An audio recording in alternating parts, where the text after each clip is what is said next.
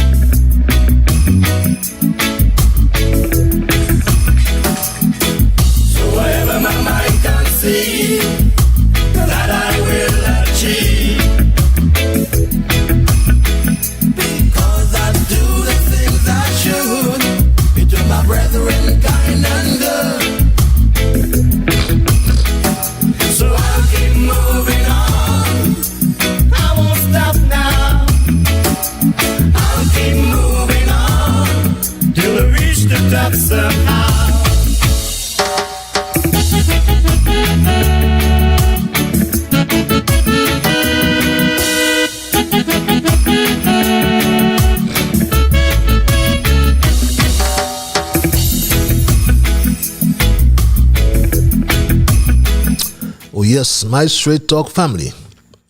I know you hear that theme song, and you know it's time for me to say welcome to another edition of Straight Talk, and greetings to the entire world, because we are on the World Wide Web, and we reach and communicate with you all around the globe.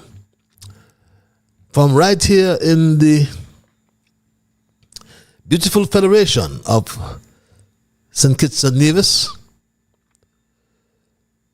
to great, luscious green, beautiful islands, and one lovely paradise. So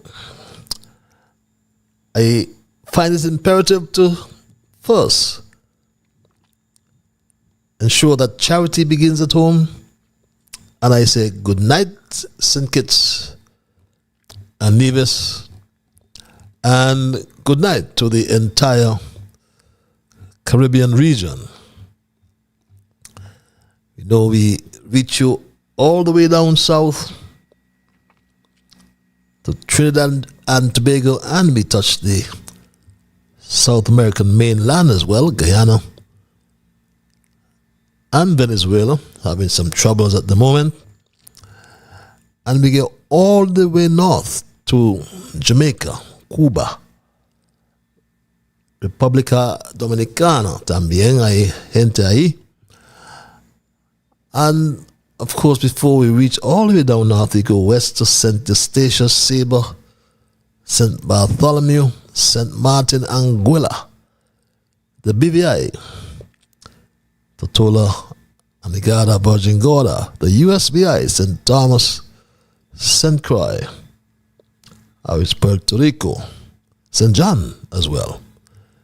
I haven't heard from Sister V in St. Thomas for some time. Then how have we skipped Barbados and St. Vincent and the Grenadines, going back down south? St. Lucia, Grenada, Dominica, Martinique et Guadeloupe, Antigua and Barbuda, and the volcanic isle of Montserrat. I'm sure they are in the house as well. But we must reach and communicate as well with the Kittitian and Nevision diaspora all over the globe. In Asia, in Europe, in Africa, and there are a whole lot of you all over North America. So I'm at liberty to say good night.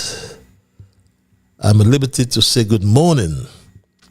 And certainly I'm at liberty to say good afternoon, because one of such greetings will be applicable to the region in which you now find yourselves. So again, welcome all to Straight Talk, and I thank all those who continue to share the link. Please don't stop, because you bring us first timers.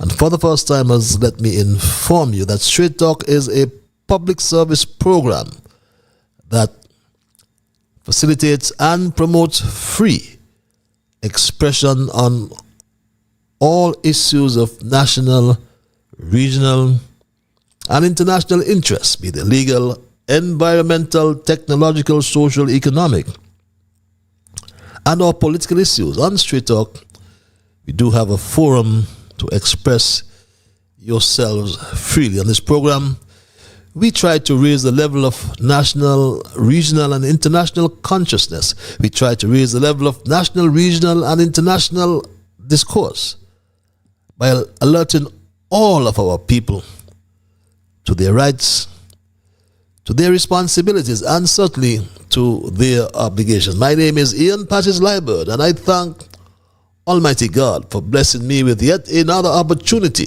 to join you in conversation on yet another occasion. So welcome, my Straight Talk family. And just to inform the first timers as well, that Straight Talk is a participative program. By that I mean we include your calls, we include your emails at some stage in the show.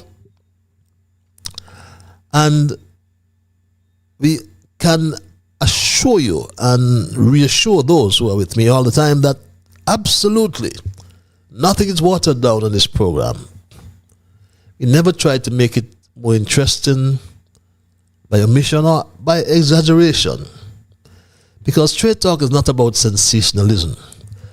Straight Talk is not about creating excitement, especially at the expense of accuracy, because we lean on the facts. We lean on the truth. As a matter of fact, it is my duty to present what I call the unvarnished truth, the plain truth, especially when it comes to governance, transparency, accountability, wherever you are. Because this program joins us together with people across the Federation and with people across the entire globe. Some we know, some we have met, some we have not met, may never ever meet physically, but yes, we do meet spiritually, I believe. And some will agree with the positions of truth that we advance each time. And some may disagree. And that's acceptable, because we are a different people and we expect us to have different views. That makes the world more interesting, makes life more interesting. We entertain what we call a diversity of views.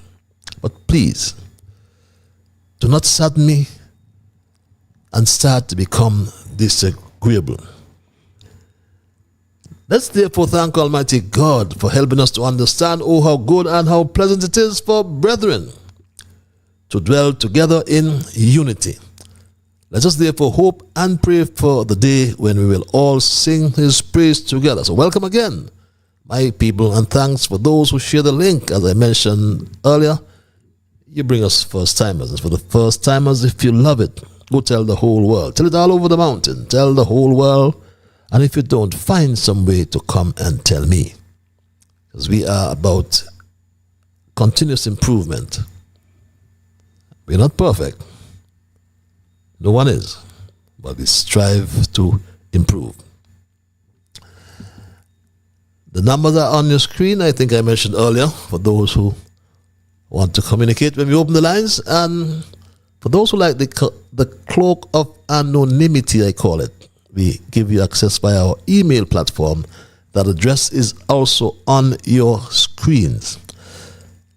And we heard live on Alexa. For those of you who have that access to Alexa, just say, Alexa, play Massive Vibes Radio, and we are in connection with you. And we thank the owner for providing that access at a modest cost. So if you have made donations to support our efforts, I will never forget that, and I say a big, big thank you. And let me reassure you, no matter what your contribution, please don't stop, because it helps us to continue this important public service. Yes, public service. And others who wish or may wish to donate can simply scan that code on your screen to access the payment form. Very simple process. Takes a few seconds, just about a minute, and it's highly confidential as well. So thank you again for your support and for helping us to keep the dialogue alive. And it's also an imperative that I say a special welcome to Straight Talk Junior Brigade. Yes, we have a young crew that keeps us in tune, make sure that mom and dad get to Straight Talk on time, like young Dwayne. Mommy, you're not watching Straight Talk tonight? Jasmine, Tristan, Shamar, Kevin, Rue, Jamal, Travis, Travon. And, I'll never hear the end of it if I didn't hail my grandson Neymar. He looks each time for that hail up. Neymar and his good friend Soraya. How's Elizabeth as well? And that special lady in St. Louis. Normally we have our observations in review, and so when we highlight the current issues, we do some reflection, we ask a few questions as well. And after our observation in review, we will move on to our thesis. And for tonight, I have titled my thesis, "The Power of the People is Always Greater than the People in Power." I think I mentioned in passing last Monday the death of Dr. Macmillan Hodge. Just to reconfirm, he has gone to the great beyond, and we extend condolences to his son, Mark, Dr. Mark Hodge, his daughter, I'm trying to remember her name, his daughter's name, but his daughter as well. We extend condolences to her. That's Jacqueline, Mrs. Bowie, I think she is now, and his wife Angela. I do believe they had a son as well. But we extend condolences to the family and trust and hope that his soul will rest in eternal peace. And our first observation relates to football. And when that final whistle was blown, or when that final whistle blew, I should say, in Kingston, Jamaica, in the CONCACAF playoffs, it echoed across the turquoise coastline of Curaçao, like a cannon salute. And I could imagine down there, over 700 miles away, across the streets of Punda, Otrabanda, and all over Curaçao,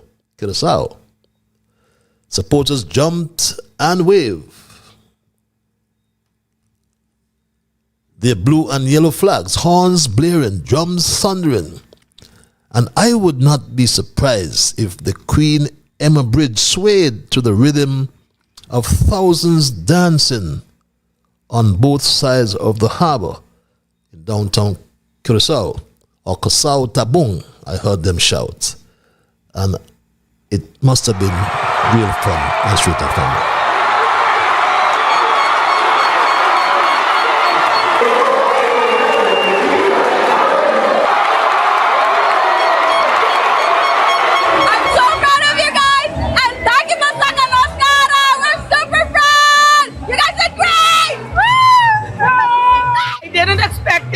Because I thought Jamaica was a strong team, but we did it! Finally, we did it!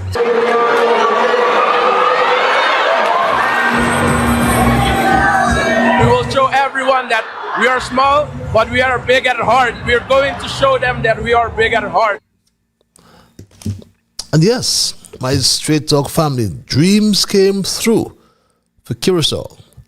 And we congratulate the team on taking this large stride into the pages of football history in becoming the smallest country by population to qualify for the 2026 World Cup. Believe it or not, my Straight Dog family. Dreams will come true. World Cup dreams for either the hosts, Jamaica, or their visitors, Curacao. The final match. Kickoff in Kingston. Dreams come true tonight. Acuna goes for a goal. Easy one. Andre Blake. Crowd a little bit worried. The ball was bobbling. Gets it long. Nicholson has a shot that ricochets. Woo, there to make a save. Juninho Bacuna taking it away into the area. Halftime whistle rings out in Kingston. Still scoreless. Into Feets. Trying to work his way. And now Lembikisa up towards the back stick. Nicholson off the crossbar. Hansen takes over for the Blue Wave, slipping it in behind. Chance! Buried! Curacao lead! Or do they? That's clever. Around Bacuna. Stands it up into the area for Russell. This could fall! Onto the post for a third time! Obispo gets the header out. Curacao have done it! A Blue Wave is heading to the World Cup for the first time in their history. Curacao are World Cup bound. Congratulations to Curacao on this achievement. We must think even at home here, our possibilities of someday getting to the World Cup. Because we beat Curacao, I think. They beat us as well, but they weren't too far from in terms of standards from St. Kitts and Nevis. But Straight Talk in the process also commiserates with Jamaica for missing a second opportunity to appear on the World Cup stage. They were bad lucky. They hit the upright, hit the crossbar 3 times. And we know it must be tough times for Jamaican supporters, many of whom are no doubt rebuilding their lives from the ravages of Hurricane Melissa. Additionally, Jamaica must now rebuild a winning strategy going forward after the loss of their head coach as well, who has tendered his immediate resignation. Jamaica head coach Steve McLaren said this right after the match. Over the last 18 months, I have given everything I have to this job, to this role. I carried the weight and the pride of this job with the deepest respect. Leading this team really has been one of the greatest honours of my career. But football is a results business. And tonight we've fallen short of our goal, which was to qualify from this group. It is the responsibility of the leader, myself, to step forward, take accountability and make decisions in the best interest of the team for them to go forward.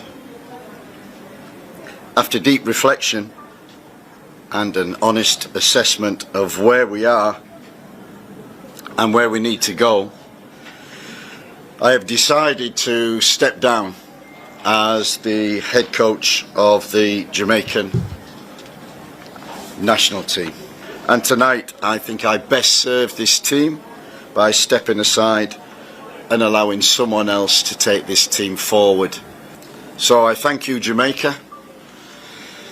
I will be forever grateful to have led the Reggae Boys. It really has been an honour. Respect and one love to you all. One love, that's what we call leadership accountability. Steve McLaren accepted full responsibility for the loss of Jamaica and tendered his resignation as the head coach. And our second observation, moving from football on the field of play to someone who gave his all for Caribbean football off the field of play. As former Caribbean Football Union and CONCACAF president, also FIFA vice president, and someone who continues to set records even at his age.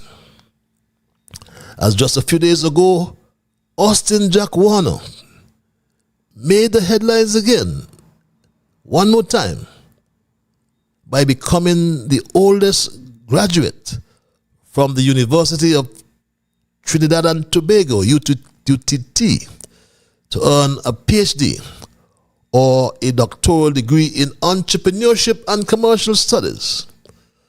And this Dr. Israel Khan said this about Dr. Warner.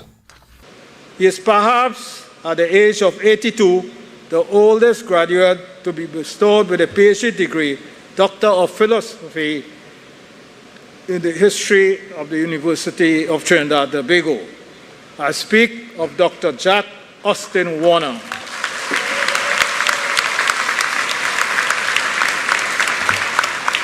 He has demonstrated that in life, the race is not for the swiftest, not a battle to the strongest, but to those who can endure to the end. Yes, the race is for those who can endure to the end, not for the swiftest. Never heard that. We are always saying, not race is not for the swift. But now Dr. Austin Jack Warner, he spoke with the Trinidad and Tobago Guardian and CNC3 and opined that his achievement at 82 years old could be an inspiration to young people, and he expressed the view that education has no shelf life. Are his words. And I feel that this could be an inspiration for young people. I always maintain that education does not have a shelf life. You can never stop learning. There were days, I must admit, when I felt frustrated. I felt it wouldn't end. But my family, my staff, and my two professors kept faith with me, and today I've achieved what I wanted to do for the first case. So I'm at the top of the moon. I'm very elated, and I must thank the Lord and all those who had supported me throughout. With all their support, I couldn't have made it. You officially say your name? Dr. Jack Austin Warner. Long overdue. Take care. Yes, Dr. Jack Austin Warner at 82 years old. But football obviously is still in the DNA of Dr. Jack Austin Warner, even at 82 years old. So it was not a surprise that he would entertain Trinidad and Tobago Newsday question on the recent performance of the Trinidad and Tobago national team, to which Jack responded. My straight dog family. I must confess, I was not surprised. I was hopeful. I wasn't surprised.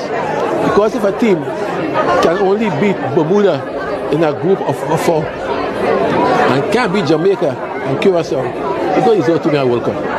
What will you do when you face Mexico or France? So I think what you have to be thankful for is that they have been saved from further embarrassment at the highest level. So I'm not saying it here. We must not pick out the pieces and get the act together again. Are you willing to help the team in any way? For 15 years they never asked me, and I'm waiting. Whenever they ask me, I'm here. But for 50 years they never asked me a question. I have no bitterness at all. But if ever they ask me, I'm willing to help. Yes, if asked, he said, to help Trinidad and Tobago, he is willing to help. And my third and final observation in relation to regional matters. Straight Talk continues to follow the continuing rise in tensions between the U.S. and Venezuela. Also, the position taken by the new UNC administration led by Prime Minister Kamla Persad-Bissessar, which is clearly at variance with the long-held fundamental principle of CARICOM, and which was reiterated by several heads of government. Most recently, Prime Minister Mia Mottley reminded us of this. If ever we needed a reminder of how unstable and how dangerous this world that we live in is, and how vulnerable our Caribbean region is, it is now with us, facing a multiplicity of threats. We don't need to look any further than the menacing vessels, military vessels from the United States across the Caribbean Sea, including what is reputed to be the world's largest warship. These are not times of pirates anymore. This is 2025, and we have cause to be duly concerned. We are facing, my friends, an extremely dangerous and untenable situation in Southern Caribbean. And as a people with a tragic history of being subjected to centuries of big power, orchestrated genocide, terrorism, and warfare, and as a small state, we have invested tremendous time and energy and effort in establishing and maintaining our region as a zone of peace. Peace is critical to all that we do in this region. And now that peace is being threatened, we have to speak up. I believe that the time has come for us, therefore, to be able to ensure that we do not accept that any entity has the right to engage in extrajudicial killings of persons that they suspect of being involved in criminal activities. Motley made reference to the U.S. Navy bombing of vessels off the coast of Venezuela, which she labeled extrajudicial killings, and reminded all of the place for settling disputes, which is the United Nations, also of the method, which is through negotiations. Motley said this as well. We stand for the rule of law, and we believe that if there is other intelligence available that would cause you to take action that is an immediate threat to you as a nation, then you have a duty to share it with us. But on the face of it, conflating law enforcement with military action is a dangerous step. We equally do not accept that any nation in our region or the greater Caribbean should be the subject of an imposition upon them of any unilateral expression of force and violence by any third party or nation. If there are conflicts and disputes that are in need of resolution, then the place that they need to be taken for such resolution is the United Nations organization. And the methodology that must be deployed for the resolution is one of negotiation and peaceful actions taken in order to ensure that we can settle disputes. Barbados has always been that place, and that is why we were the location for the opposition and government in Venezuela to sign the pact here a few years ago, because we are friends of all and satellites of none. The violent actions that this buildup has led to needs to be the subject of dialogue. And I have said before, almost every war in the world in history has been ended by dialogue. So let us have dialogue to prevent the war from starting rather than to stop it when it has started. And former Prime Minister of Trinidad and Tobago, Keith Rowley, also joining the discussion.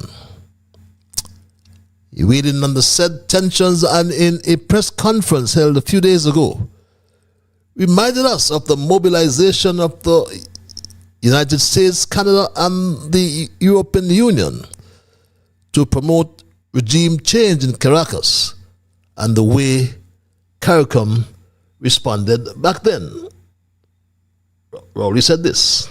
When the United States mobilized Canada, surprisingly, and the European Union, and declared that they were unhappy with the government of Venezuela, and they determined that there should be regime change in Venezuela, the PNM government at the time saw a great potential calamity for the people of Trinidad and Tobago.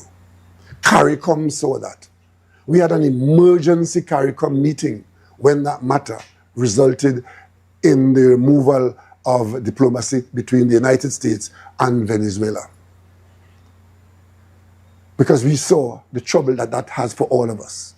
How did CARICOM respond to that situation? CARICOM resorted to its fundamental principle that our governments, our nations, subscribe to what we call the Errol Barrow principle. Friend of all, satellite of none. And on that basis, I recall back then, CARICOM dispatched then Prime Minister Keith Rowley, along with our third Prime Minister, Timothy Harris, and Prime Minister Mia Mottley, to New York to meet UN Secretary General Antonio Guterres with one message, to wit, the principles of the United Nations Charter applies to all of us, was the message. CARICOM sent a delegation to New York to meet the Secretary General of the United Nations on this issue. That delegation comprised the Prime Minister of Trinidad and Tobago, the Prime Minister of Barbados, and the Prime Minister of St. Kitts Nevis. The three of us traveled to the office of the Secretary General. And it was to make one point. We want, in this dire situation, that the principles of the UN Charter apply to all of us. That's our protection, because we cannot defend ourselves, our population, our economies in a situation if the United States and Europe and others, who might they be, decide to create in our neighborhood, in our region, armed conflict. Well, we don't know what is the position of our current Prime Minister, Terence Michael July. But things have obviously changed under the new Prime Minister of Trinidad and Tobago.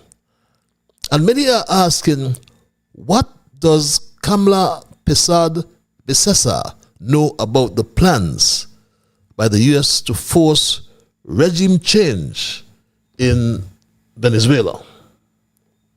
I could not believe that Trinidad and Tobago, after decades of advocating, supporting, and receiving the benefit of friends of all, satellite of none, and wanting the Charter of the United Nations to prevail in all circumstances to protect us, we decided that somehow we better off and have benefits to be had by taking a side.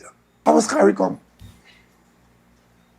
And of course, we decided that we're taking sides. All the information coming to us at this point today, we started out saying that the fight was the most powerful military in the world deployed to fight drug dealers. Two gangs were named, none of which are listed by the UN as being described by those who identify them as the source of our troubles. But of course, the gangs are named and people are killed on suspicion. Trinidad and Tobago comes out and says, we support that policy. The government of Trinidad and Tobago needs to answer, the Prime Minister of Trinidad and Tobago needs to answer to the people of Trinidad and Tobago. And the question is this: what did you agree to do with the Americans with respect to this matter of regime change in Venezuela? See? Meanwhile, there is great concern about the American military buildup off the coast of Venezuela, with a concentration of firepower, including the nuclear-powered aircraft carrier Gerald R. Ford, thus raising the question whether the Caribbean still remains a zone of peace. Just yesterday, Prime Minister Gaston Brown dispatched this letter to President Donald Trump. And this is the typical Gaston Brown that we know. Letter is on your screen and reads, "Dear President, I write to you in a spirit of friendship, conscious of the long history of cooperation between our two nations and of the deep ties between the United States and the Caribbean. Those ties have endured because they are rooted in mutual respect and a shared belief that peace is the surest guardian of prosperity. The Caribbean has long insisted on being a zone of peace, not as a slogan, but as a solemn commitment to our peoples. In a world increasingly rattled by conflict, our region has been one of the few places where calm seas still offer respite to the global community. We earn that peace daily. We defend it collectively, and we look to our closest partners to help preserve it, not endanger it. Mr. President, the economies of our small states are fragile vessels. Tourism is our principal engine of growth and the lifeblood of our societies. A hint of armed confrontation in our waters reverberates instantly through hotel bookings, airlines, foreign investment, and the livelihoods of hundreds of thousands of families. Military action near our shores, even if never intended to affect us, would cast a long shadow over an industry from which recovery takes years. In addition, it continues, any conflict that curtails the flow of maritime traffic in the region would undermine our food security. For these reasons, I urge you to follow your instincts, which, as far as I have seen, are rooted in dialogue and negotiation. President Nicolas Maduro has publicly signaled willingness to talk. Dialogue may be slow, imperfect, and frustrating, but as you know, it delivers fewer sorrows than the alternatives. Antigua and Barbuda stands ready to support any diplomatic effort that lowers tensions and opens channels for constructive negotiation. Our only aim is to safeguard the peace of our neighborhood and ensure that this region, your nearshore neighbor and long-standing friend, remains a zone of peace and stability in turbulent times. I offer these views from a partner committed to the well-being of both our peoples. We value the United States as a friend and as a force for good. We ask only that this friendship be shown in the steady work of diplomacy. With my greatest respect, Gaston A. Brown, Prime Minister of Antigua and Barbuda. And my Straight Talk family, Straight Talk will keep you posted on these developments that can destabilize our region, our food security, our economies generally. And my Straight Talk family, these are unpredictable times in the world we live in. And those are my observations in review for tonight. And I move right into my thesis, which I have titled, "The Power of the People is Always Greater than the People in Power." And on my last episode, recall, I presented my thesis, which I titled, "A Reckless Gamble with the Future of Our Federation." And at all times, I speak from my heart.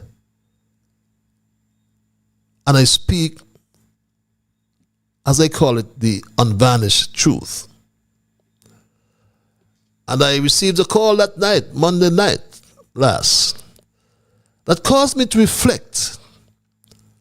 And while I won't replay the entire conversation, I believe that this excerpt will give us a sense of what this caller had to say. I want the whole of St. Kitts and Nevis to come together and to understand that this is not a Nevis issue. This is a St. Kitts and Nevis issue. And the only how we are going to stop this from taking place on the island, on the country on a whole, is that we have to come with one strong voice. In 1993, I think, the memory serves me right? Yes. The Denzel Douglas was able to rally the troops of St. Kitts and Nevis and especially St. Kitts and force Kennedy Simmons to call an early election. This matter of the SSG is bigger, way bigger than that, because our sovereignty is in question. And I'm saying to us that we have to come out and flood the streets of Bastille and Charlestown to show to Drew and Mark Brantley that people power is greater than the persons who are in power. And yes, I'm sure we'll all concur that this is not a Nevis issue. This SSZ zone and Destiny Project issue is not a Nevis issue. It is a St. Kitts Nevis issue. It is about collectivity, coming together as one people with one strong voice. I agree that this is bigger than 1993, as our sovereignty is what's in question. Let us mobilize, get onto the streets of St. Kitts Nevis and show Terence Michael Drew and Mark Anthony Graham Brantley that people power is greater than the people in power.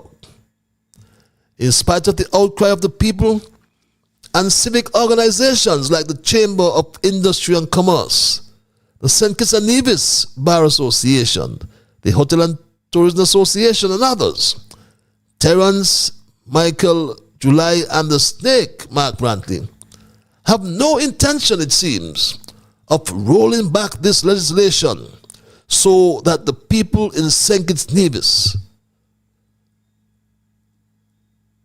as if we can't do anything.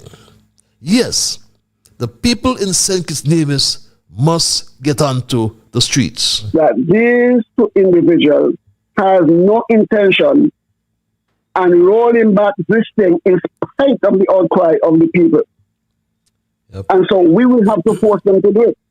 Yep. They will not do it on their own. I think it was Desmond Tutu who said that the oppressor will not give up oppressing the people. The people will have to take their freedom. And we will have to do this. No violence, no burning down, no throwing stone, no hitting anybody. Peaceful. But to peacefully demonstrate that we do not want this in our country. Peacefully is a key word.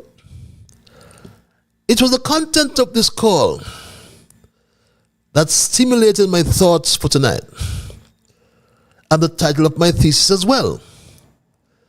But little did I recall at that time of reflection And it was only until I started doing a little research for my program tonight, I recognized that the phrase, the power of the people is greater than the people in power, is actually a quote attributed to Egyptian internet activist and computer engineer Wael Ghonim.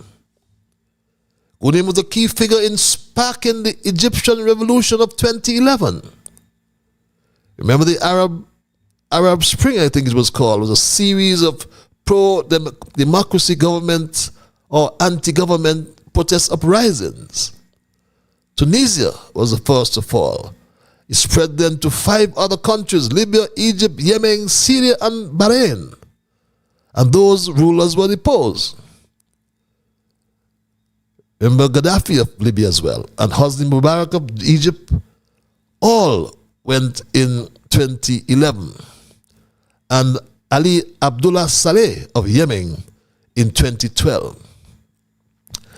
Ghonim was a key figure in sparking the Egyptian revolution of 2011, primarily through his anonymous administration of a Facebook page that helped to organize the pro-democracy demonstrations. The quote reflects Ghonim's belief in the strength of collective action and is the title of his 2012 memoir, Revolution 2.0. The power of the people is greater than the people in power. And this phrase emphasizes that even those entrenched and powerful authorities can be overcome by the collective will and action of the populace. U.S. Senator Cory Booker is among those who have quoted Ghonim, using the phrase to highlight the importance of civic engagement and using one's voice to demand accountability from the government. I remember Cory Booker on the floor of Congress, and he said this: my straight dog family. We got civil rights because people marched for it, sweat for it, and John Lewis bled for it. What can we do? Do like the people who never gave up, who even when this country that they loved didn't love them back, they kept fighting and kept pushing. And we know that, Senator Klobuchar, because we've witnessed that. In my time in the Senate with you, we've seen the most amazing, shocking moments within the Bergefeld case at the Supreme Court, recognizing the humanity, the dignity, and the equal rights of LGBTQ Americans to have love and marry. We've seen fights in this time that we've been here, where we've seen victories on health care that made such a difference in people's lives. We've seen the fights while we've been here, some of the most painful moments where we've seen the arc of the moral universe bent, not by the people here, not by the people in this body. You think we got suffrage because a bunch of men on the Senate floor said, okay, guys, come on, put your hands in here. Ready? Give women the right to vote on 3. Ready? Break. That's not how it happened. It's not how it happened. It happened because the power of the people is greater than the people in power. You think we got civil rights because one day Strom Thurmond, after filibustering for 24 hours, you think we got civil rights because he came to the floor one day and said, I've seen the light. Let those Negro people have the right to vote. No. No. So like the caller I mentioned earlier, I must reiterate that what is happening with the SSZ proposal is not merely a development matter for Nevis. It is not a local land issue. It is not a single project that exists in isolation. Hell no. The SSZ framework has implications for our sovereignty, our economy, our land rights, our citizenship, our national security, and all of our democratic institutions. Plans for additional zones and St. Kitts, including whispers about Whitegate, prove what many fear. If one SSZ, Special Sustainable Zone, is allowed to advance unchecked, more will follow. So this is not a Nevis issue. This is a St. Kitts and Nevis story. One destiny, one consequence, one future.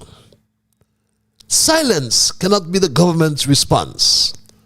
At a time when civil society is raising alarms, when the Bar Association speaks, when the Chamber of Industry and Commerce speaks, when the Hotel and Tourism Association speaks, when thousands of citizens are asking legitimate questions, the Premier has chosen confrontation.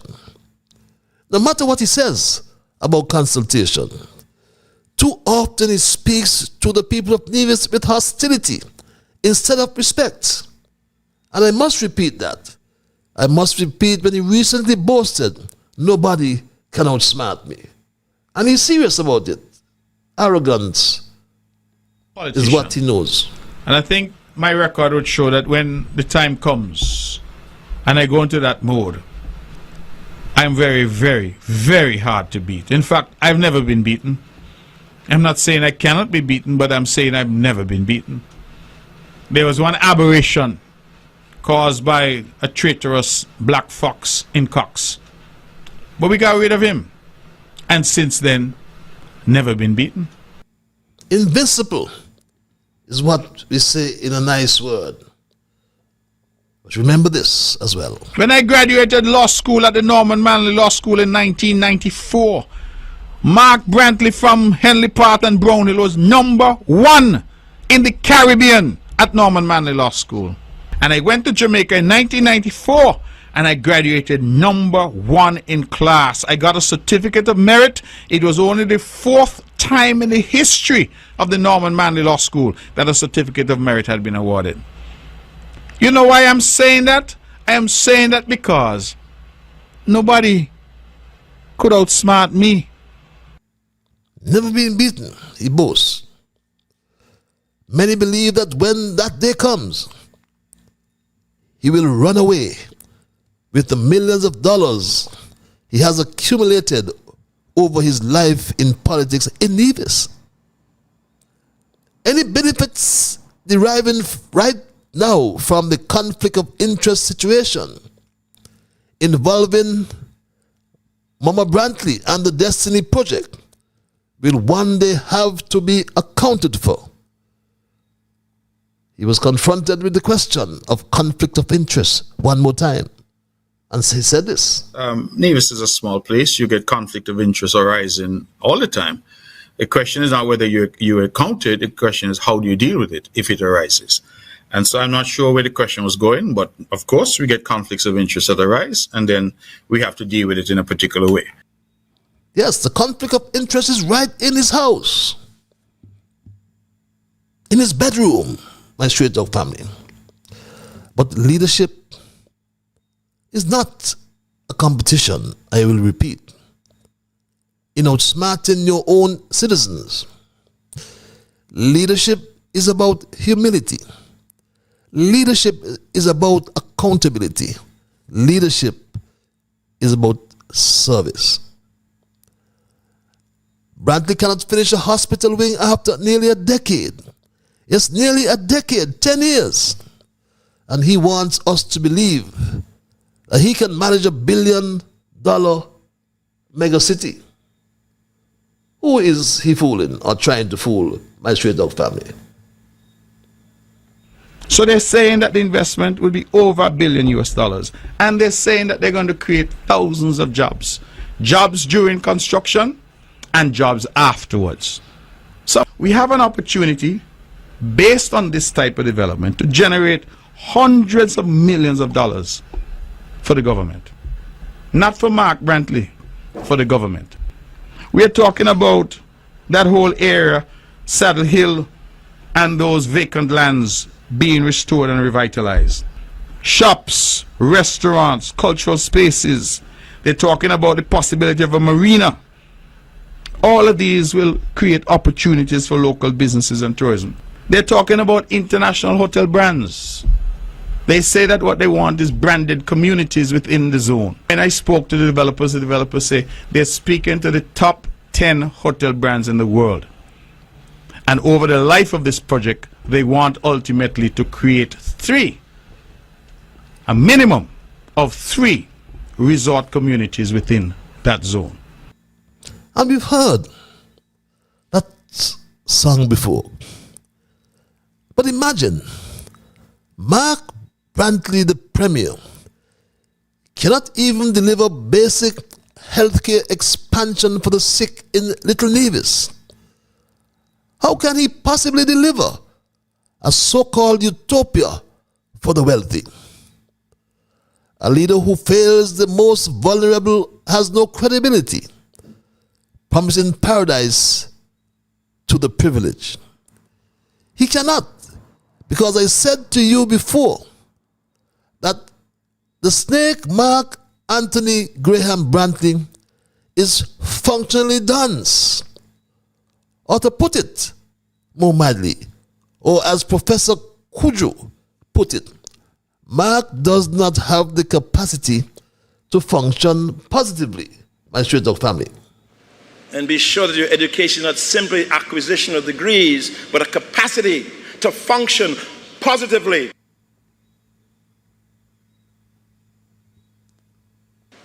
And be sure that your education is not simply acquisition of degrees, but a capacity to function positively. Yes, education is not about degrees, but a capacity to function positively. Then nobody could outsmart Mark. So he has decided that the Prime Minister Terence Michael July must talk about the legislation that he tabled. And Mark, who seconded the same legislation, will talk about the project. According to Mark, you must make the distinction between the project and the legislation. And he's chosen to deal with the project. If the caller is really trying to say there was no consultation on the SSG legislation, that's an entirely different matter. That's an entirely different matter. And I keep saying to people, please make a distinction between the legislation that was passed and a project that has come that is proposed under that legislation. The project is being widely consulted on. Yes, he wants to make the distinction. But across from the Narrows in Nevis, the Terence Michael July government responds with silence. No clarification, no national address, no open consultation, no reassurance to the people who are the rightful stewards of this federation. In a democracy, silence in the face of national concern is not leadership. It is abandonment. The questions that will not go away. People are asking loudly and legitimately, what are the true powers envisioned for these zones? Will they create self-contained enclaves, islands within the country? What does it mean for Nevis to potentially host 10,000 new residents, new settlers, inside a private jurisdiction? What oversight exists? What protections exist? What precedent is being set for St. Kitts? What is the real connection to citizenship pathways or pathways to citizenship? And why are the people being told so little about decisions that will shape their future? Our free people cannot and must not accept uncertainty when the issues at stake cut to the heart of national identity and constitutional order. The government owes the citizens answers, not eventually, not selectively, but now. So I send out a call for unity and vigilance. Do not allow this moment to divide us. Let us not fall into the trap of island versus island or community versus community. Insularity is a no-no. Because if sovereignty is weakened in Nevis, it is weakened in St. Kitts. If land rights are destabilized in Nevis, they are destabilized in St. Kitts. If transparency falters anywhere, trust falters everywhere. We are one federation, bound not just by law, but by history, family culture, and destiny. And on this issue, we must act with unity. We must speak with one voice. We must remember that power in a democracy flows upward from the people to the government, not the other way around. As Lincoln said, of, by, and for the people. But Abraham Lincoln also said, nearly all men can stand adversity, but if you want to test a man's character, give him power. My fellow citizens, my Straight Talk family, tonight I remind you of something that no act, no proposal, no administration can ever erase. The power of the people is always greater than the people in power. It was true in 1993, and it is true today, because in 1993, the issue was political representation. Today, the issue is sovereignty itself, the right of the people to determine the future of their country, the right of this federation to remain whole, united, independent, and governed by its own constitution, not by private agreements or gated jurisdictions. Our nation was built by the resolve of ordinary men and women, farmers, teachers, artisans, civil servants, mothers, and fathers, people who refused to remain silent when their future was on the line. Now it's our turn. Let us stand together, my people, as one federation. Let us insist on transparency. Let us demand accountability. Let us protect our sovereignty. Let us defend our right to decide what kind of country we will pass on to the next generation. St. Kitts and Nevis does not belong to investors. It does not belong to private entities. It does not belong to those who govern temporarily. It belongs to its people, always irrevocable. And my Straight Dog family, when we flash back on the performance of Brantley, remember he said this. Just last night he said this. We are committed to the geothermal project. Incidentally, I can advise that we have now selected a driller for the production wells. I cannot yet disclose who that driller is because there's still some processes that need to be completed, but I can tell you that that bid process and selection process is now at an end. We anticipate, therefore, that that drilling for geothermal will start in the new year. When that starts, we hope to simultaneously go to the market to try to get the financing for the plant construction and the upgrades that will be required to our grid. If all goes as planned, ladies and gentlemen, brothers and sisters, Nevisians and Kittitians, we will get to a point where this island is the greenest place on planet Earth. But he said that before. He said that in 2017, my Straight Dog family, the greenest planet on Earth. So you say that Nevis is going to be the greenest country by the time it's 2018. Tell us about that. Well, Nevis discovered about a decade ago that we have geothermal energy. And as a consequence of that, we've embarked on a process to try and develop that energy. We are at a point now where we have a commitment from the developers that we should have geothermal energy and be able to offer that to our residents and businesses by 2018. What that would mean, based on our current consumption and based on projected growth and based on the amount of geothermal energy that's available, it will mean that come 2018, Nevis goes entirely green. And that would make us the greenest place on planet Earth. It would demonstrate our commitment to the climate change commitments that have been made globally, but it also would say for us as a small island developing state that as a government and as a people we're taking our role seriously in saving our planet, in offering a cheaper alternative and a renewable alternative to our people for electricity generation. And remember, my Straight Dog family, he said that in 2018. But remember as well The overall cost for development of geothermal is $400 million. Over $1 billion. And Terence Michael Drew reminded him about this. Yet to implement, for example, geothermal. You know how much the geothermal cost? Total cost might be $400 million US dollars. That's already, if you convert, that's already a big part of our total GDP. Just one project. One project, a big part of our GDP. So don't be fooled, my Straight Talk family. And don't be afraid. We need to get out on the streets. Let us rise to this moment with unity, strength, and unwavering resolve. Because yes, the power of the people is always greater than the people in power.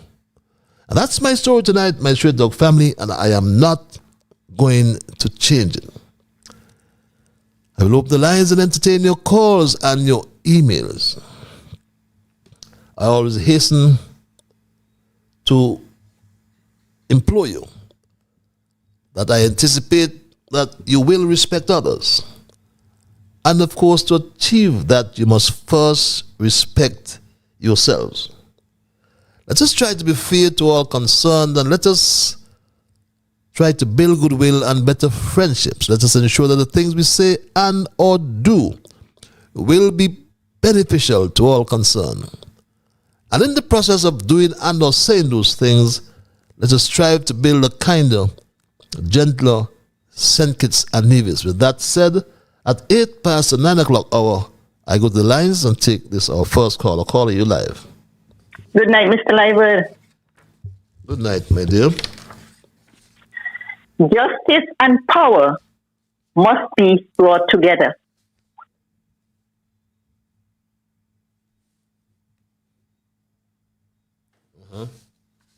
So that whatever is just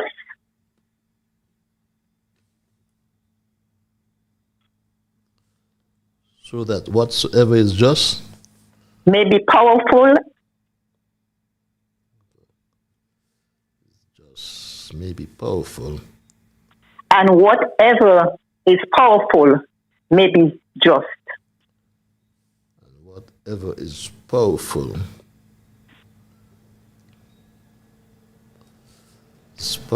may be just. I repeat, justice and power must be brought together so that whatever is just may be powerful, and whatever is powerful may be just. Have a great evening. Thank you very much. Very interesting quotation as usual. And someone sent me a quotation as well, and I will share with you from a favorite friend of mine. Can't see who it is. And it says, when the love of power is overcome by the power of love, the world will be a better place. So yes, justice and power must be brought together so that whatsoever is just may be powerful, and whatsoever is powerful may be just. Yes. Yes, my Straight Talk family, it's 10 past the 9 o'clock hour. If you have just joined me, I just concluded my thesis, which I've titled "The Power of the People is Always Greater than the People in Power." And we are still addressing that issue as it relates to the special economic zone. It is something we cannot stop speaking about. We cannot allow these so-called leaders to do as they like. We cannot allow Nevis, no matter how small you say the population is, 10,000 settlers, on average, we estimate 4 per family. That's 40,000 residents. You have not been clear in terms of the granting of citizenship. Neither Jew or Brantley have been forthcoming. All he said that they have to pay the fees. How can you pay the fees if they're not part of the CBI program? This is the skullduggery, if you can use that term. Patches, good evening, reads this email. What is really going on at the water department? For months I see the people of Bucklers complaining of not having water. This is awful.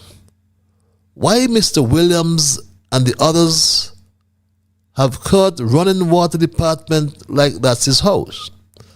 Kurt has absolutely no qualifications but calling shots in the water department. He is sabotaging the people of constituency number 3 to make Congress look bad. And Congress seems not to see what is happening. Only the people of number 3 is out of water every single day. Have you heard about anybody in constituency number 8 going out of water for days? Why Dr. Drew has Kurt undermining Congress? Congress, you need to put down your feet and get rid of Kurt. He does not care anything about people having water. He don't even care about the job he was given to do. He has big contracts with Rituals, where he transports their workers daily, and after that he goes to run taxi. Congress, you are being sabotaged, and you need to open your eyes and see that they are making you look bad in your constituency. You can't say I didn't warn you. Get rid of them now. And Dr. Drew is sitting by and watching them slaughter you. Kurt is incompetent and knows of absolutely nothing, but just putting the people of number 3 out of water for months. Congress, now, act now, before it's too late. Very interesting email, my Straight Dog family. Very interesting email. And again, Lawyer Chesley, I always look forward to your excellent contribution on radio. However, I absolutely disagree with the suggestion you proved on Inside the News Barrage Week, where you stated that the Attorney General, who again has caused disgrace to himself and his noble office with those barrage of bad words recently uttered. Mr. Hamilton, you said he should now go to Parliament and remove the Small Charges Act that encompasses the use of bad words in public. No longer would be an offense. Well, Mr. Hamilton, I think you really want to make the Attorney General a bigger puppy show and laughing stock than he is. Tell me, Mr. Hamilton, what conceivable reasons he would have to do such a stupid and crazy thing.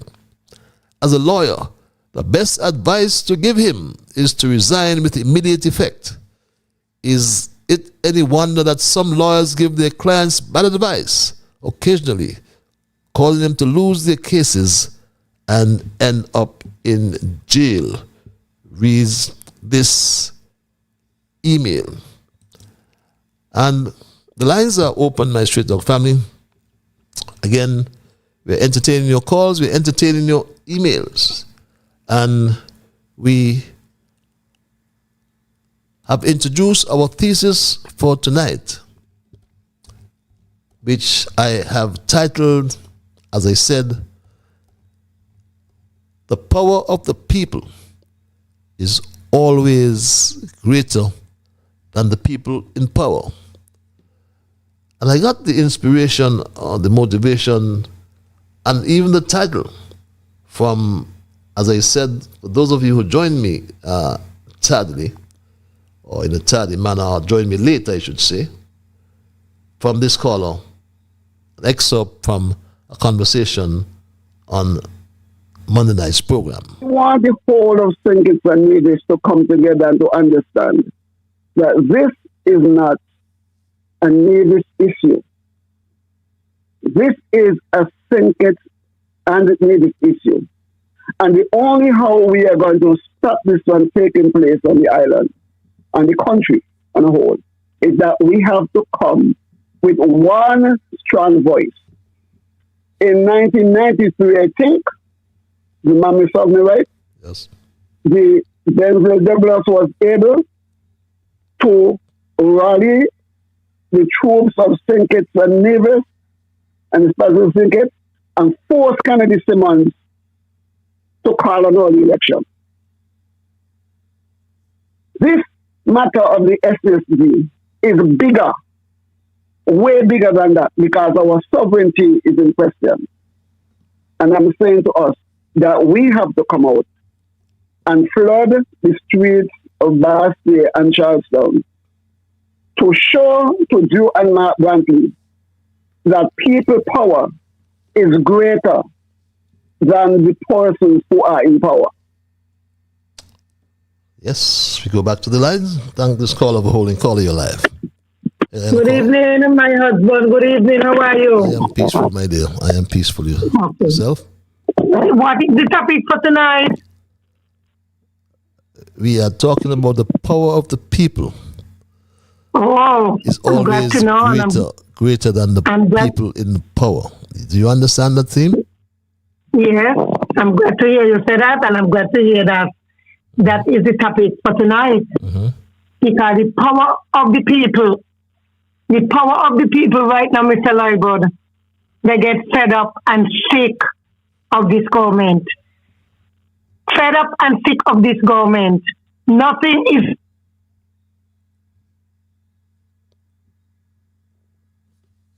Are you there?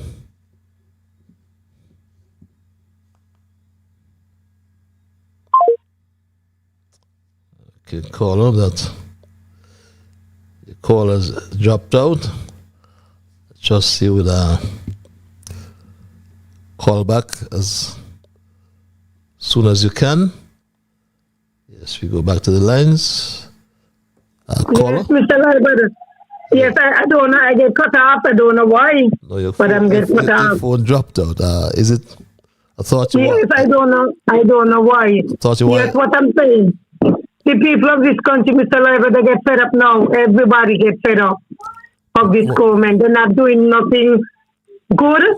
They're not coming with nothing, and nothing is happening in this country. What can we do about it, though? What? Mr. Lyburd, everything right now is backward. Nothing working out. Yeah, but nothing coming good under this government here. So what? When we gonna get rid of them? So what you suggest we do to get rid of them sooner rather than later? This same song they sing and Timothy Harris. This same song gonna come back and haunt them. Yeah, but what you suggest? I'm trying to get a suggestion from you. Well, the best thing to do, Mr. Lyburd, listen to me, the best thing to do, all who talking, they're supposed to make some kind of decision and go in tongue and get them out. Demonstrate hard and heavy to get them out. And you will be part because of they're not bringing nothing good to the country, neither the people them. And you will be part of that. When 5 years they're going to come back on again, to fool who? To check who? Who they're going to come back on to fool and check? And you will be part of it. I'm asking. Me? Yes. Whenever the 5 years of the answer dare to come by me gate now, me do what? No. I'm saying it's about time we get out on the streets and do something to let these people. They just ignore us. They do nothing. I mean, I can come here and blah blah blah blah every week, but nothing is being. They do nothing. They don't take us on. Look at what's happening. I mean, Mark Brantley across the Narrows, they're just going helter-skelter. He don't care what the people say. The chamber made noise. So what I'm asking, what we can do? You see, Mr. Leiber, they're fighting to get empowered. Mm-hmm. They're fighting to hold on to power. Yes. Power got them crazy. Power got them blindfold. Power got their brains addled. Okay. They ain't realize and understand poor people put them there. And when did they come, poor people, they don't go back and work for them. Poor people don't get fed up of them. Because nothing taking place. Okay, Christmas coming, guys, stay alive. November soon done.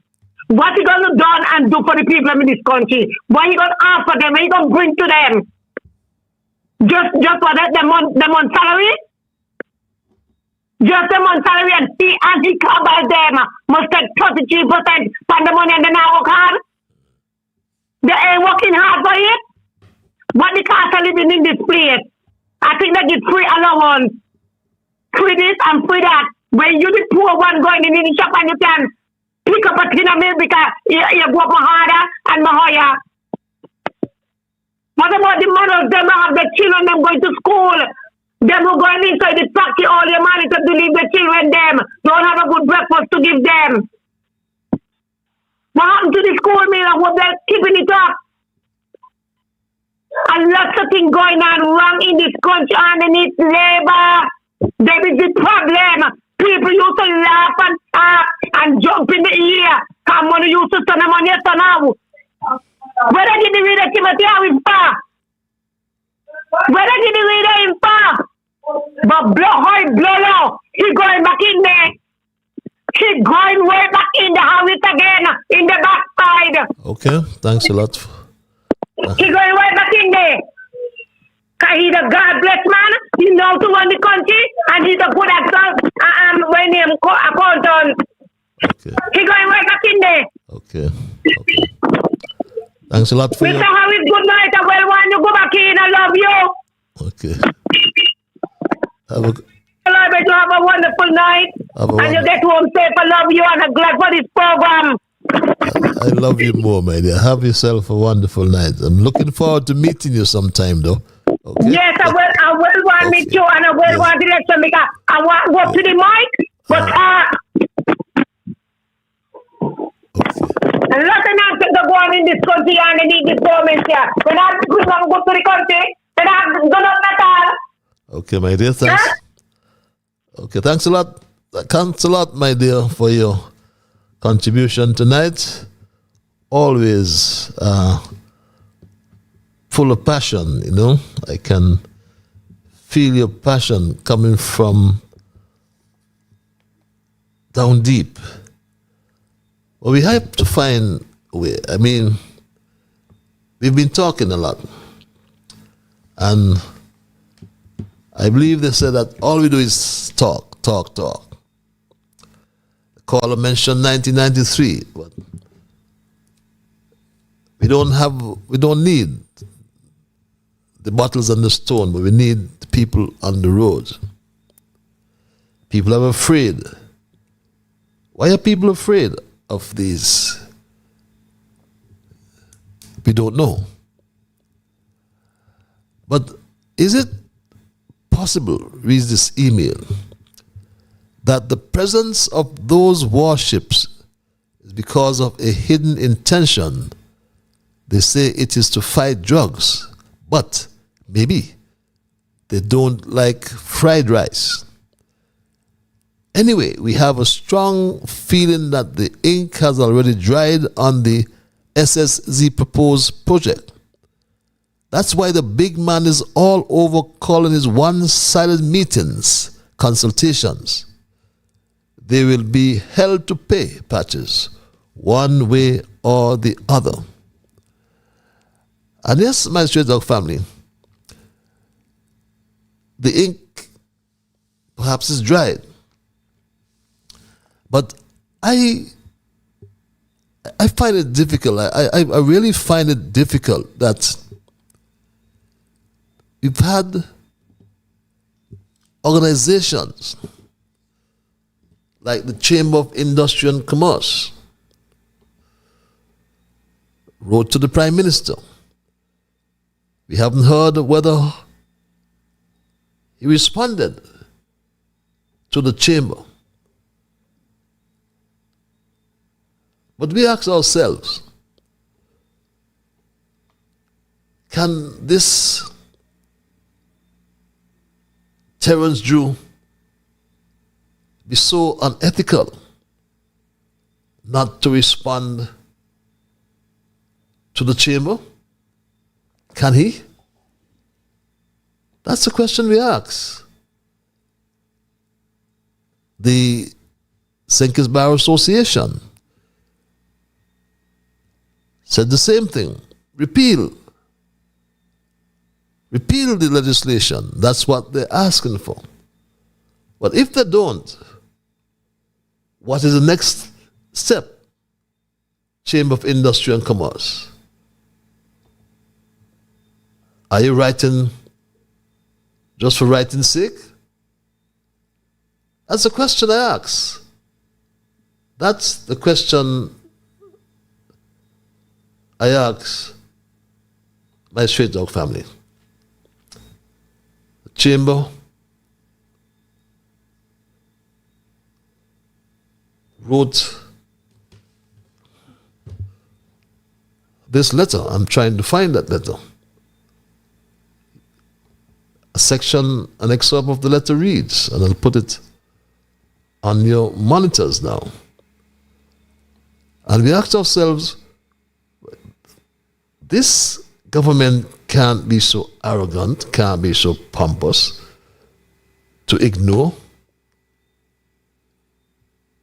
the lack of consultation with the people on such significant legislation, and the fact that some consultation is belatedly taking place after its enactment create additional justifiable suspicions. That's what the chamber wrote, my Straight Dog family. Chamber also wrote, according to this other excerpt, they wrote as well and made a suggestion. And the suggestion is clear, my Straight Dog family. Pellucid, as my friend would say. They raise several issues. And this excerpt also reads, in light of the above, the chamber suggests that the legislation be repealed and that extensive discussion be undertaken with the public on the exact nature and extent of special economic zones and the potential advantages and disadvantages of same, and the protections, parameters, and guardrails that would be required to promote economic development and to protect our people and economy from potential exploitation if this concept is pursued. Then how can Terence Michael July ignore a suggestion from the Chamber of Industry and Commerce? The Hotel and Tourism Association has also endorsed the Chamber's view. So the question is asked then, what next? Having written the letter, Mr. President of the Chamber of Industry and Commerce, what was the expected outcome from writing this letter with the schedule of all the issues that were raised? The expected outcome to your communication with the Prime Minister about this particular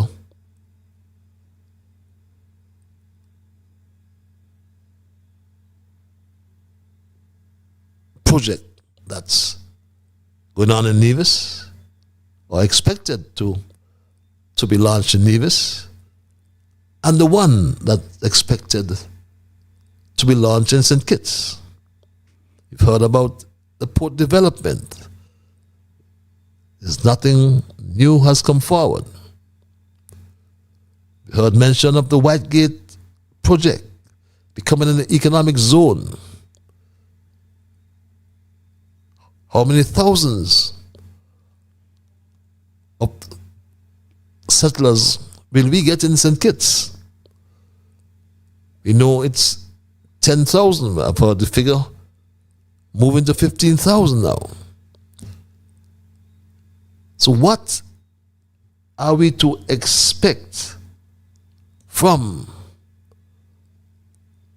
the letter dispatched to the chamber and the letter from the Bar Association, which also suggesting that the legislation be repealed? So where are we? Nobody is saying anything. But what we are saying here tonight is that the power of the people is always greater than the people in power. And our experience in 1993 tells us that it is true. It was true in 1993, and it is true today. In 1993, the issue was political representation. Today, the issue is sovereignty itself. The right of the people to determine the future of their country. The right of this federation to remain whole, united, independent, and governed by its own constitution, not by private agreements or gated jurisdictions. Our nation was built by the resolve of ordinary men and women, by our farmers, our teachers, our construction workers, our civil servants, artisans, our mothers and fathers, our taxi drivers, and people who refused to remain silent when their future was on the line. Go back to 1935. It all started here in St. Kitts, right here in St. Kitts. Spread like wildfire throughout the Caribbean. Out of which came the Moyne Commission. Then adult suffrage and our right to vote. Where are we today? Where are we, my straight dog family? Where are we today? Now it's our turn. Let us stand together as a federation, one federation. Let us insist on transparency. Why can't we demand accountability? They ought to account to us, my straight dog family. Let us protect our sovereignty. Let us defend our right to decide what country or what kind of country will pass on to the next generation. That's our call. That's not the call of politicians. It's our call. As one advocate would say, change the change until we get the change we need. And these are troubling times, my straight dog family. In a world that's filled with so much complexity, In a world that's filled with so much uncertainty, are we going to just lay down idly by and be pushed around and done as well as we like? My Straight Dog family? No, we should not, as I said, should not allow it. We should not allow that, my Straight Dog family. Should not allow anyone to just kick us around, my Straight Dog family. Impossible. We should not allow anyone to just kick us around, like I said. My Straight Dog family, when we look at the special sustainability zone authorization act, we have lots of reasons to be concerned. We have lots of questions that needs answers, my Straight Dog family. And until and unless we stand up, as I said the last time around, that we cannot allow this reckless gamble of our future. My Straight Dog family, the creation of special sustainability zone, beg your pardon, in Nevis, represents a high-stakes political and economic experiment whose potential risks far outweigh its promised benefits. It's framed as a visionary development strategy, the SSZ model, shaped heavily by foreign capital and libertarian governance ideals, and threatens to undermine democratic accountability, economic sovereignty, and the long-term welfare of divisions and next petitions. It introduces an imbalance of power between private developers and the people they claim to serve. By granting expansive administrative or regulatory autonomy to investors, the zone risks creating an enclave where decisions over land use, security, and economic policy are driven primarily by external interests. And this weakens the role of democratically elected institutions and narrows avenues for citizen oversight, effectively outsourcing public authority to private actors whose priorities are profit and not the public welfare. What is Mark Brantley and Terence Michael Drew drinking? Are they high on something? The project involves significant land transfers and long-term contractual commitments that may bind future generations to terms negotiated in the moment of economic optimism. And once designated and developed, such zones are difficult or politically costly to reverse, no matter where they are. If promised investment, jobs, or infrastructure fail to materialize, Nevis could be left with reduced control over critical land and resources, limiting future choices for development and self-determination. So too in St. Kitts. Do not lose sight of St. Kitts as well.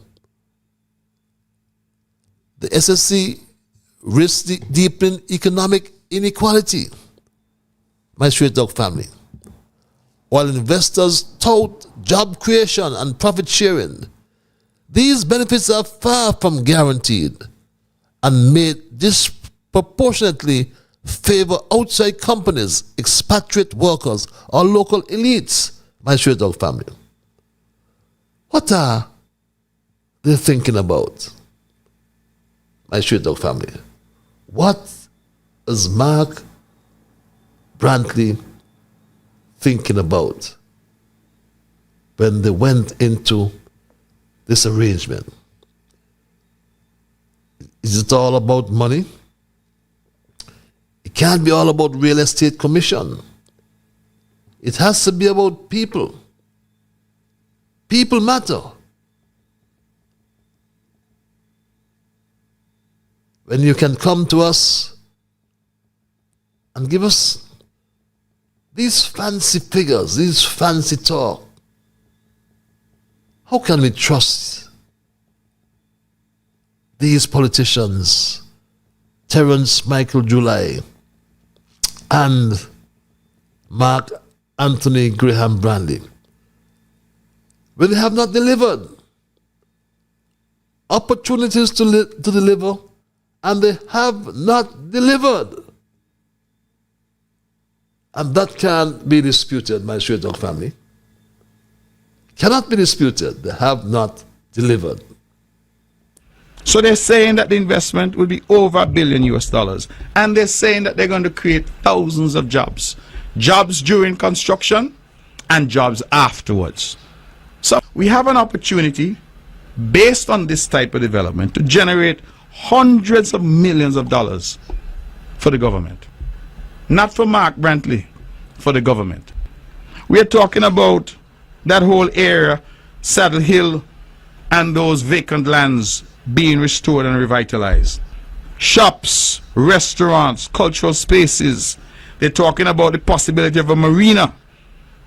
All of these will create opportunities for local businesses and tourism.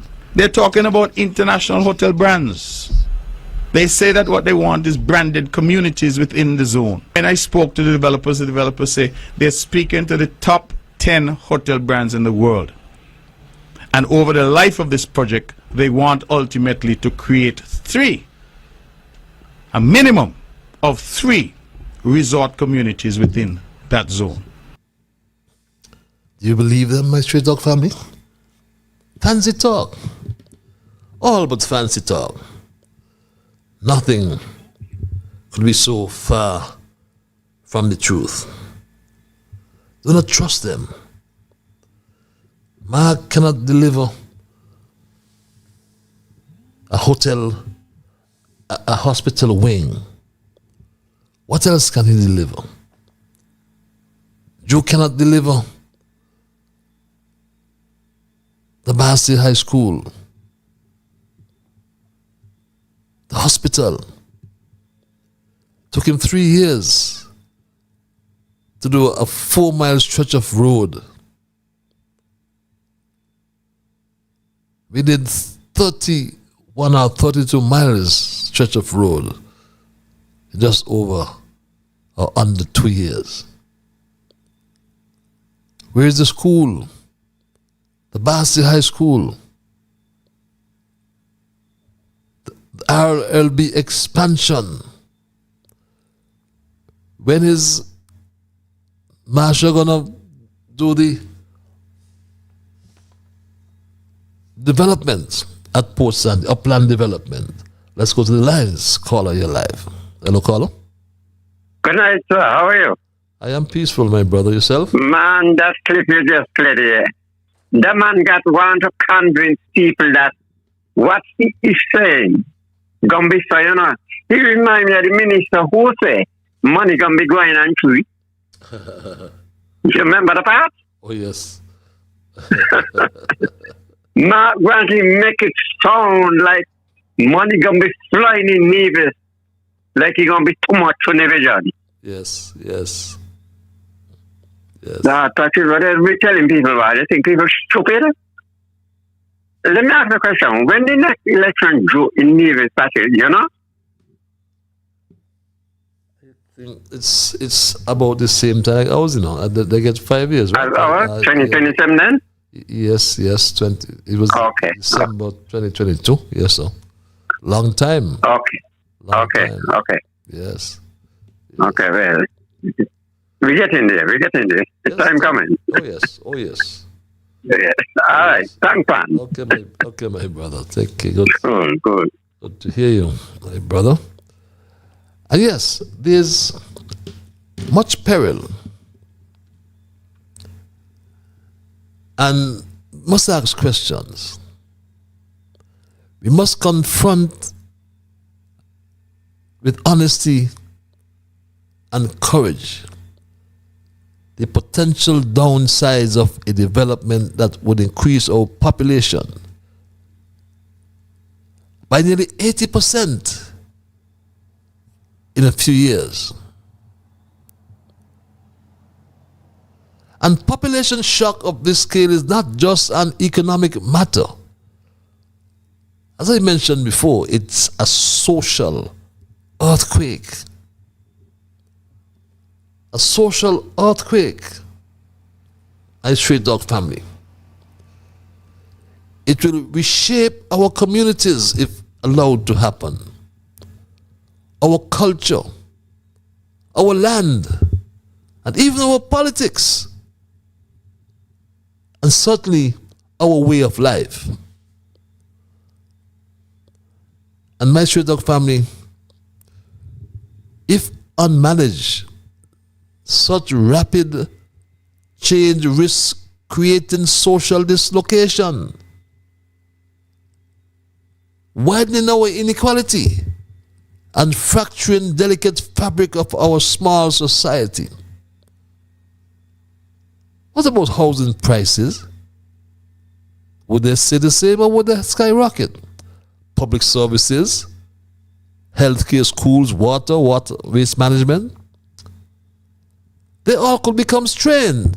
Long-standing family lands could be priced out of reach for the very descendants who build this island.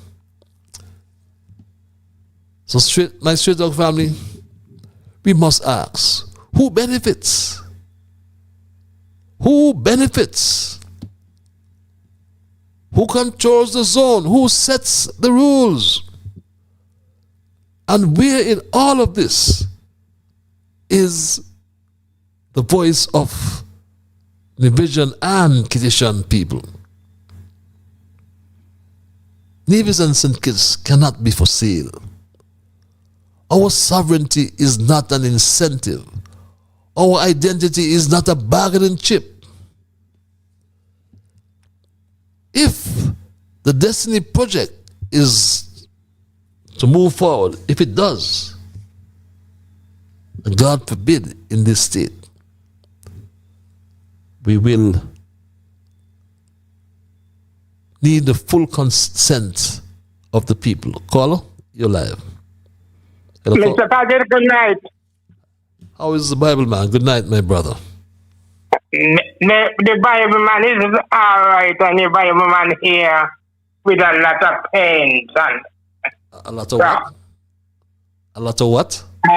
you know, when you reach them kind of age, yeah, you know that things every morning something happen. Okay. Move on that, Mr. Paget.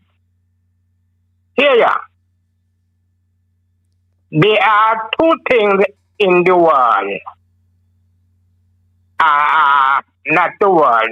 There are two things in St. Kitts govern St. Christopher. One govern the world and one govern the country. One, the Bible governs the whole world. The Constitution governs St. Kitts Nevis. Now I am going to give you something out of the Word of God. The Word of God says in Psalm 41, "Blessed is the man that considereth the poor. In the time of trouble, the Lord shall deliver you. Now in Deuteronomy chapter 30, God says He set before you life and death. Now He will tell you in the same passage scripture, choose life. The creator of the whole universe, Mr. Package, is telling you, you must choose life. Mine, He did not violate your will. And then, give every man a free choice to choose. There is hell and there is a heaven to gain. But it's you now to choose what you want. That is, I sit down and I've been thinking it over. It come to me tonight. Why man want to really put things on man when God is not doing it? That is, the Bible told you in Psalm 91, he that dwelleth in the secret place of the Most High shall abide on the shadow of the Almighty. Yes. I will be said to the Lord, He is my refuge. Such as I am going to say now, listen here. The Constitution of St. Kitts Nevis, you are free. It give you all the random if you read it and tell you what and what. But people want to, even the Bible, people want to violate the Bible. But that is coming a day. Sometimes I don't get myself in problem. I don't get myself worked up in things. But I am saying it tonight that the word of God says, is the poor we have always. And I am not really going to really stay too long. Okay, but it is good. When God look down and behold what man is doing, and everything that we do is recorded in heaven. Okay. But the day can come, Mr. Patrick, that when you and me and the whole world is going to get an account. But if you are born again, a born again believer, you are going to be different from the world. Okay. So, listen here, I'm going to say the last thing tonight. You give me a summon tonight, eh? you think you get away, but go ahead. I'll give you 10 seconds. Go ahead. Lord help. But people in read 2 Chronicles chapter 20. I read that for your homework. Read 2 Chronicles chapter 20. That's for your homework, Mr. Patrick. I ain't get away. See you and have a pleasant night. I'm going to ask you a question. There's going to be a march in Bastille tomorrow about 3:30. Well, I am going to stay home and I am going to tune in either on Facebook and YouTube. Good night, Mr. Patrick. Good night, Mr. Bible Man. Thanks for your usual interventions. Didn't get my Bible verses, as you always present, but that's how it is sometimes, Mr. Bible man. But as we wind down tonight's programming, and just for those who may have joined me for the first time, Straight Talk is heard every Monday and Thursday night from 8 to 10 in the PM. And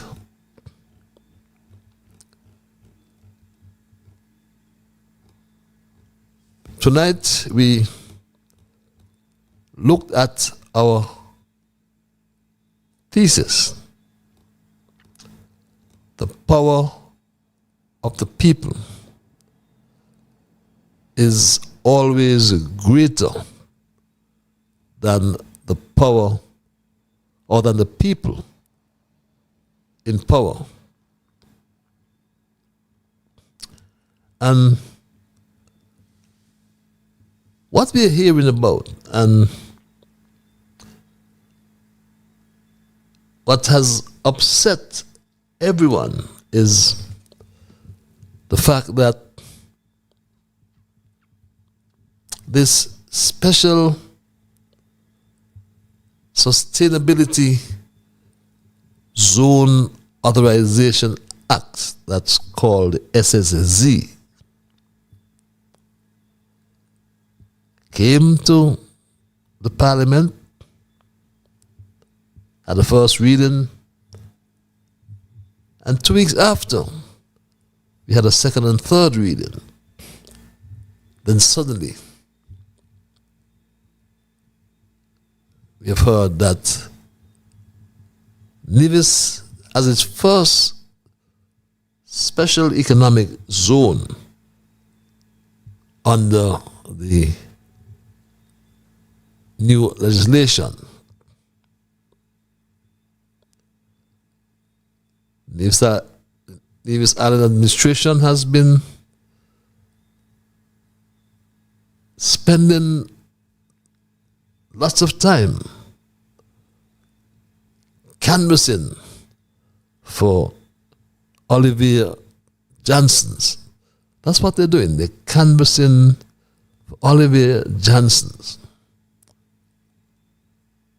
Some they say they are marketing Olivier Johnson's or the Destiny Project.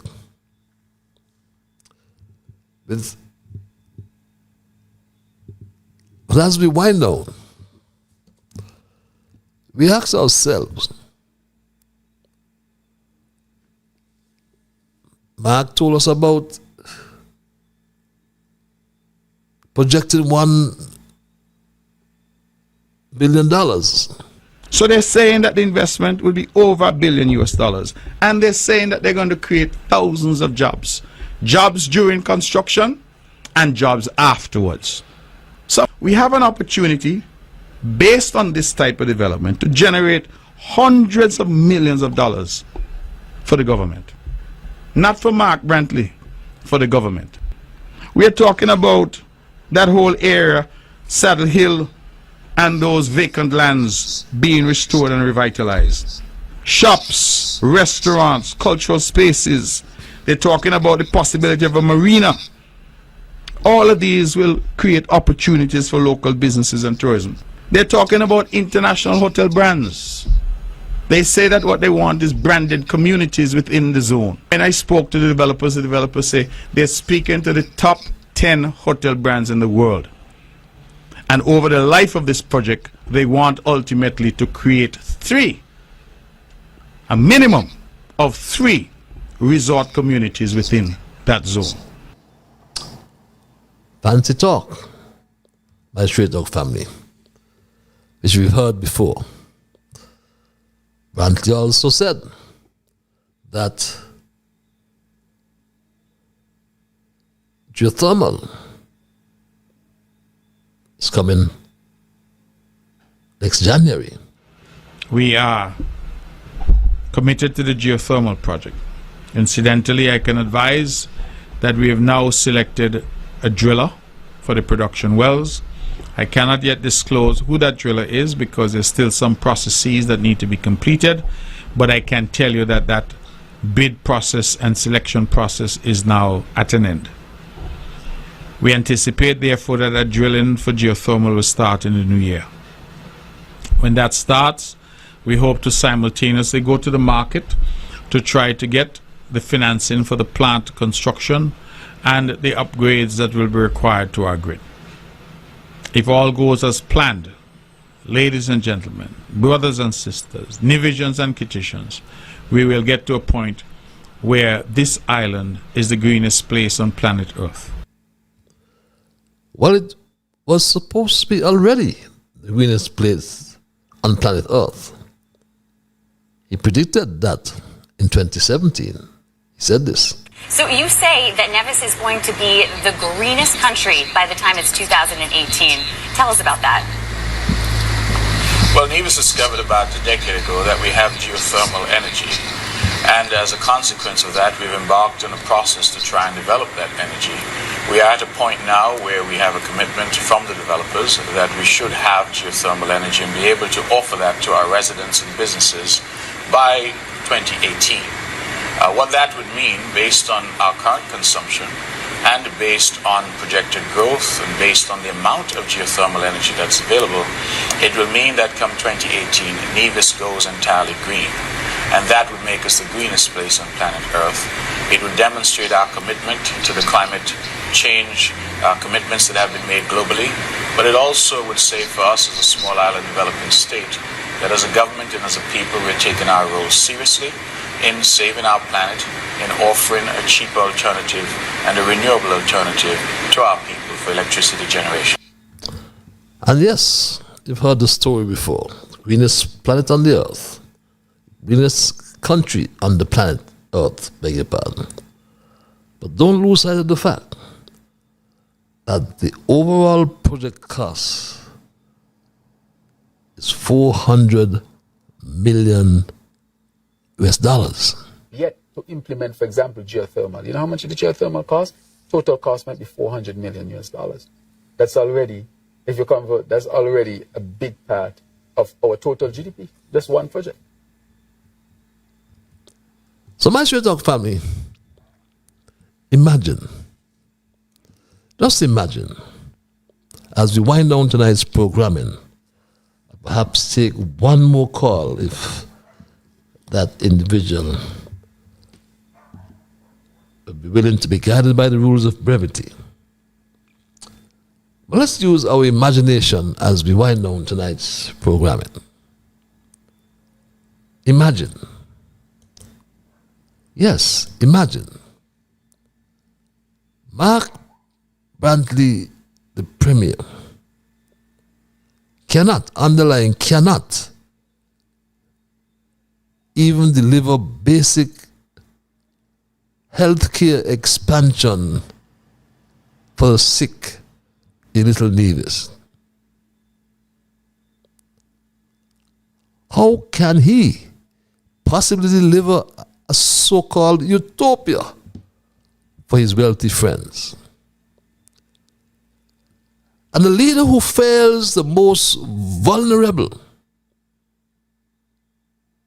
in his country has no credibility promising paradise to the privileged.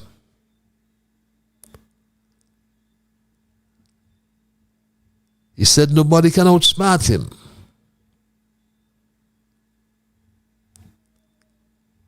But he's outsmarting Terence Michael July from across the Narrows, who is responding to all the queries with silence. No clarification, no national address, no open consultation, no reassurance to the people who are the rightful stewards of this federation. In a democracy, silence in the face of national concern is not leadership. It is abandonment. The questions, many questions, will not go away.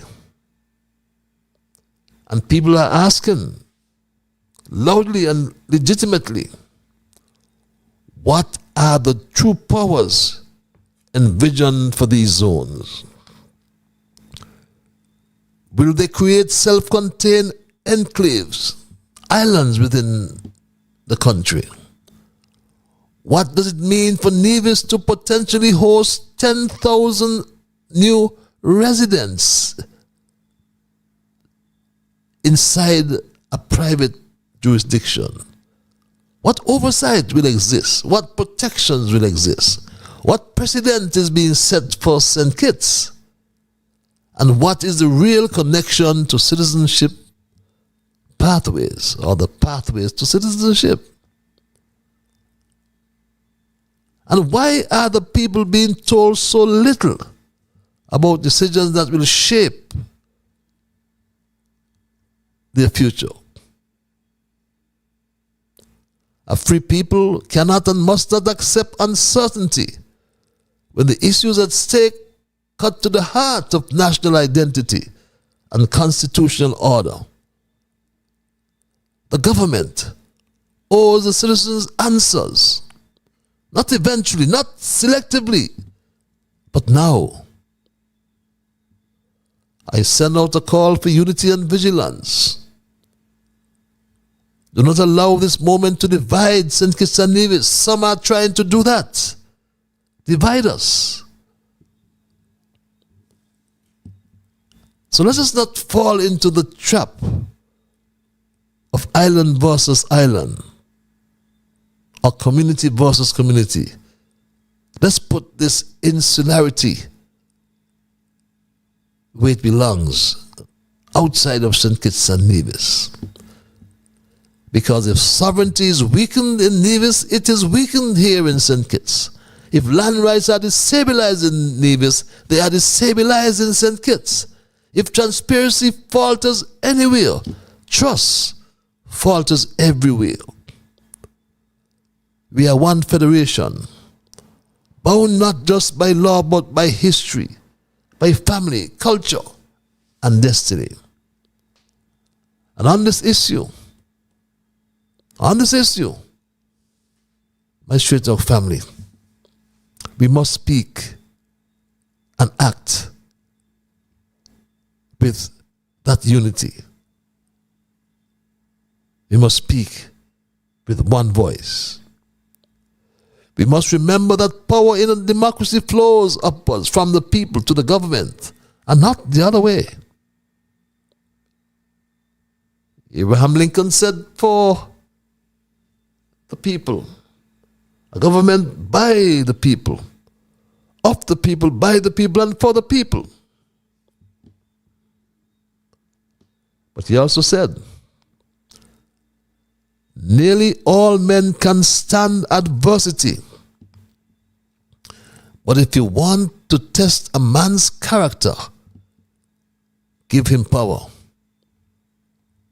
Look around you, and you'll understand that, my straight dog family. Our nation was built by the resolve of ordinary men and women,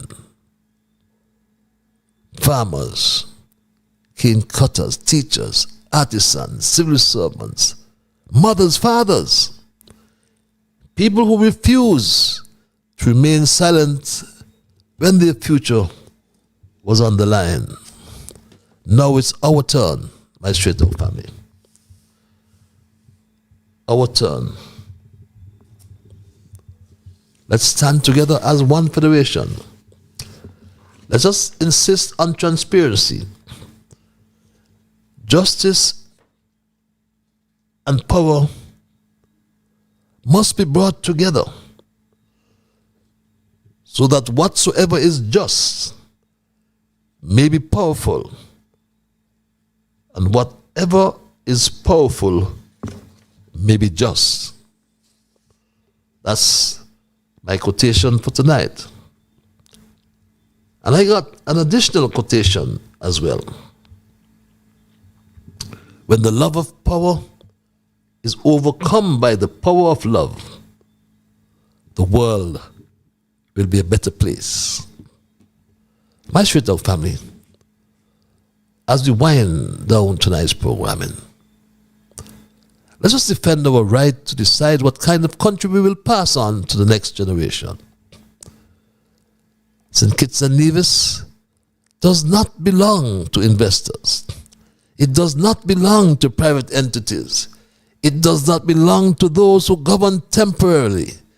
It belongs to its people, always and irrevocably. Let us rise to this moment with unity and strength and unwavering resolve. Because yes, the power of the people is always greater than the people in power. That's my story tonight, and I am not going to change it. I thank Almighty God for guiding our conversation tonight, as always. I thank you, the many viewers, those of you who called, and those who sent emails. Remember that you are the ones who make Straight Talk. And I must say a big, big thank you. And until we connect on Monday for another edition of Straight Talk, have yourselves a wonderful weekend. Get some rest. Go to church if you are able. Be good to all whom you meet.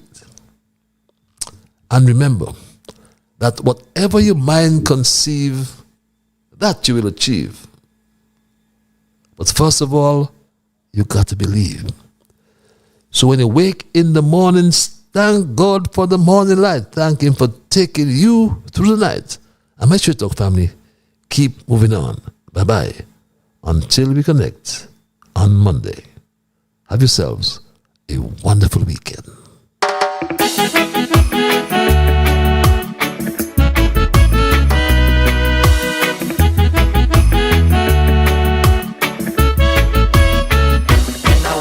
The morning, I thank God for the morning light. Give Him thanks and praises for taking me safely through the night. For the rest of food